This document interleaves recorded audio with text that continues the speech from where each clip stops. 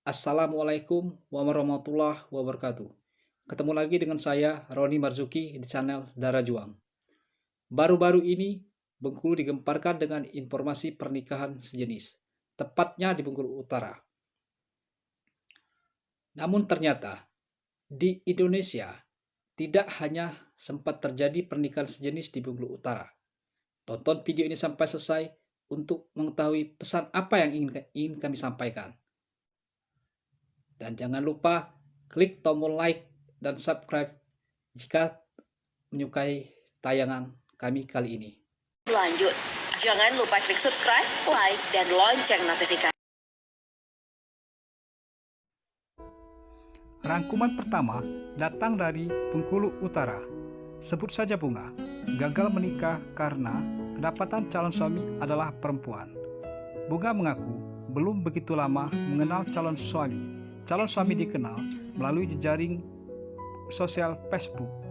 Lantaran suka sama suka, keduanya memutuskan untuk segera menikah. Namun sangat disayangkan, menjelang hari kedua akad nikah, diketahui calon suami adalah perempuan. Karena merasa dirugikan, telah menyebar ratusan undangan dan materi begitu banyak, korban Bunga melaporkan kasus ini ke pihak yang berwajib. Berikut penjelasan kepala desa setempat. Itu ternyata pasangannya sama-sama perempuan. Dan itu asal muasalnya saya juga tidak tahu. Yang jelas tidak melalui administrasi desa. Semestinya pernikahan itu kan melalui surat menyurat, yaitu NA. Ada NA laki-laki, ada NA perempuan. KBP Anggi N. Siregar membenarkan kejadian itu. Peristiwa itu pun baru diketahui oleh pemerintah setempat usai heboh diperbincangkan warga di media sosial. Menurut keterangan yang diterima polisi, kedua pasangan sesama jenis ini diantar menikah oleh seorang warga Tarapang, Kecamatan Bondo Bahari, Kabupaten Bulukumba bernama Lakju Siga. Lakju Siga membawa pasangan ini menikah di salah satu imam desa. Pernikahan ini tidak ada surat pengantar dari pemerintah setempat dan tidak tercatat di KUA dengan alasan tidak ada restu dari keluarga untuk melangsungkan pernikahan. Pernikahan sesama jenis ini baru diketahui pada Senin malam kemarin oleh Kepala Lingkungan Relebu Barat, Zainal Abidin, katanya saat dikonfirmasi Rabu 27 September 2017 malam.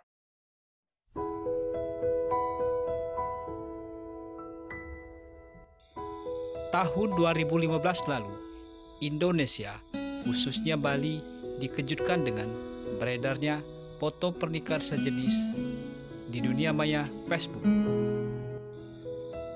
Foto pernikahan tersebut mengabarkan bahwa telah menikah pasangan sejenis laki-laki dari warga negara asing dengan warga negara Indonesia. Foto yang sengaja disebarluaskan oleh rekan pelaku nampak mesra selayaknya pasangan suami istri yang normal. Sementara itu, pengunggah foto-foto mesra tersebut menghilang tanpa jejak. Mengetahui informasi ini, pemerintah Bali segera bersikap. Berikut pernyataan Gubernur Bali. Di mana itu? Kalau dari background kemungkinan di Ubud ini Pak. Iya. Ada bule sama warga Indonesia. Waduh, no. Gimana Nggak Pak? boleh, menurut agama Hindu nggak boleh. Ya, sangat dilarang itu. Pengawasan seperti apa Pak? Nah, makanya pengen tahu di mana persisnya, kita mesti tegur, kita sampaikan ke Majelis Utama Desa Pekerap.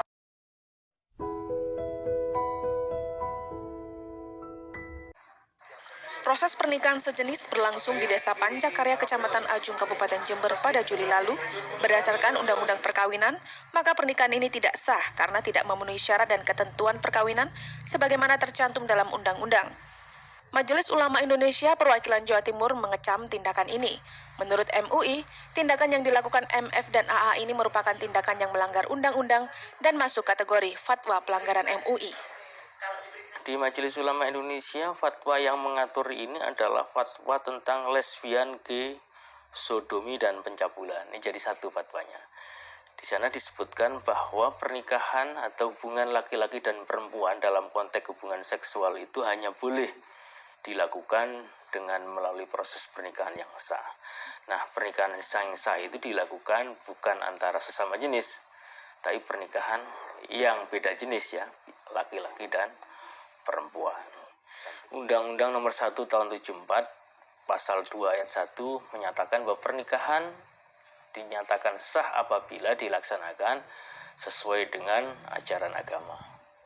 Nah, kalau dia seorang muslim, tentu ajaran agama Islam mengatur pernikahan itu, pernikahan sah apabila dilakukan tentu ada syarat-syaratnya. Salah satunya adalah tidak boleh pernikahan yang sejenis seperti itu. Artinya apa? Artinya pernikahan ini batal demi hukum. Kalau dikatakan sah berarti kalau tidak memenuhi kriteria sah berarti tidak sah kan?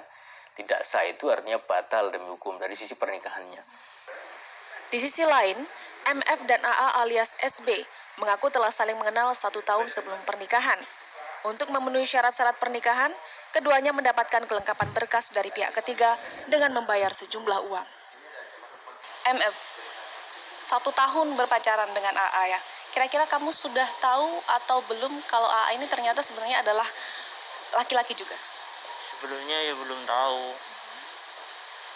Tahunya udah lama-lama tahu juga. Sebelumnya saya akan bicaranya tuh gini, rembukan, kita rundingan gimana caranya kita tuh dapat surat nikah. Nah gitu Mbak. Dan akhirnya kita melakukan pemikiran yang udah matang, yang resikonya sangat-sangat besar dan sangat memalukan gitu Mbak. Ya bukan hanya memalukan buat saya tapi juga buat keluarga saya gitu. Dan akhirnya saya terus melakukan cara-cara itu tertentu, datang ke rumah Bapak Mudin itu dan disiapkan itu. Pertama ya 500 katanya buat serakah pernikahan, dan buat yang lainnya tuh lain dengan yang 50, 20 saya tidak terjumlah buat salaman ke orang ya Mbak gitu. MUI meminta kepada petugas KUA di seluruh Jawa Timur agar lebih teliti dalam memverifikasi data calon mempelai. MUI juga menghimbau seluruh pemuka agama di Jawa Timur untuk lebih dekat dengan masyarakat dan mengajarkan hukum agama serta sistem hukum pemerintahan yang tidak bertentangan dengan norma sosial dan kemasyarakatan.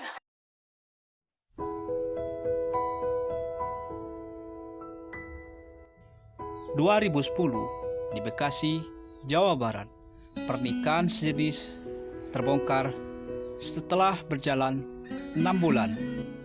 Ironisnya, MU sebagai suami mengaku tidak mengetahui kalau istri yang dinikahinya itu adalah berjenis kelamin yang sama dengannya, yaitu laki-laki. MU menjelaskan sulit mengenali identitas istrinya R karena istrinya R kerap menggunakan jilbab. Sebelumnya MU telah menaruh curiga pada istrinya R karena setiap diajak berhubungan suami istri, R selalu menolak. Rahasia R terbongkar ketika warga setempat menemukan KTP R. Diketahui R berjenis kelamin laki-laki.